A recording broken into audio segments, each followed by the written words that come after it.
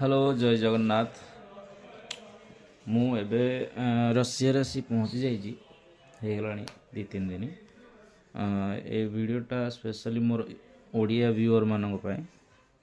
ଓଡ଼ିଶାରୁ ବହୁତ ପିଲା ମାନେ ବହୁତ କିଛି କରିବାକୁ ଚାହୁଁଛନ୍ତି, ବହୁତ ମତଲବ ବାହାରକୁ ବି ଆସିବାକୁ ଚାହୁଁଛନ୍ତି, ଇନକମ୍ ଅଧିକ ଟିକେ କରିବାକୁ ଚାହୁଁଛନ୍ତି, କିନ୍ତୁ ତାଙ୍କୁ ସେମିତି ଫ୍ୟାସିଲିଟି ମିଳିପାରୁନି। ହେଲା କି ମୁଁ ବି ବହୁତ ଷ୍ଟ୍ରଗଲ୍ କଲା ପରେ ଆସି ଏଇ ଜାଗାରେ ପହଞ୍ଚିଛି।